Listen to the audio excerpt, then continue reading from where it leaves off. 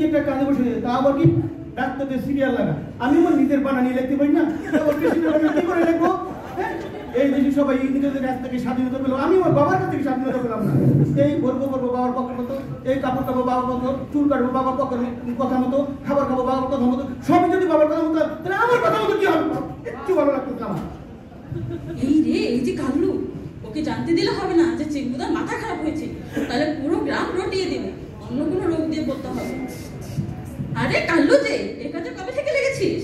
এই বেশি কথা বলবি না, কি কাজে এসেছিস তাই বল। ডাক্তারবাবু আছেন? তুই কি মনে করিস ডাক্তারবাবু না থাকলে আমি ল্যাপটপ নিয়ে বসে বসে পাবজি খেলতেছি? তুই কি এখানে নাম লেখাতে বসেছিস নাকি ঝগড়া করতে বসেছিস?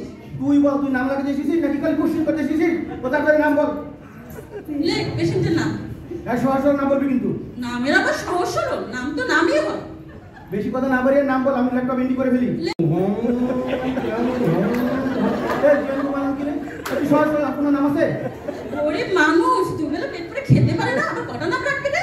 তাই বলে এত কঠিন নাম রাখবে? আরে ওর ঠাকুমা আদর করে নাম লিখেছে চেঙ্গুপাল, তুই চেঙ্গুপালই লেখ। আচ্ছা, আমি পাল লেখে রাখি পরে। না না, তুই পুরো নামটাই লেখ। আরে বাবা, চেঙ্গু তো চিকন চাকন মানুষ বলে, আমি চিকন পাল লেখে রাখি পরে। পুরো নামটাই লেখ। আরে ডক্টর পেশেন্টের বাবার নাম বল। পেশেন্টের বাবার নাম লম্বুপাল। আচ্ছা, দুতলা শব্দ ছাড়া কোনো নামই নেই নাকি? নামে আবার দুতলা কিসে? ওই যে চং ঘং ঘং লম ঘং। আচ্ছা, আমি লম্ব তো মানে লম্ব বাস, আমি বাস পর লিখে রাখি, পরে তো ডাক্তার বুঝে বলবো। তাহলে আমার রোগের রোগটা তুই ডাক্তারবাবুকে বুঝিয়ে বলিস, আমি গেলাম।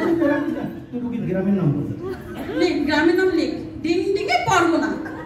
বাবা রে, দুতলা থেকে ডাইরেক্ট তিনতলায় চলে গেলি। হ্যাঁ, আমি দুতলা শব্দ আমার মুখ থেকে বের হয় না, আবার তিনতলা। Ding ding ding ding ding ding, আবার পরগনা।